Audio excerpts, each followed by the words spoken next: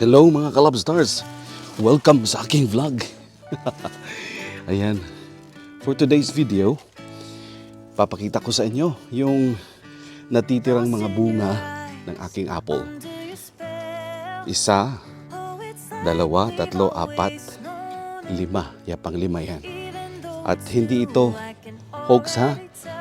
Anim pala, mayroon pa isa dito, yun. So, sa tinagal-tagal na panahon, I think pang 5 taon ito. So, first 2 years, ang dami niyang bunga.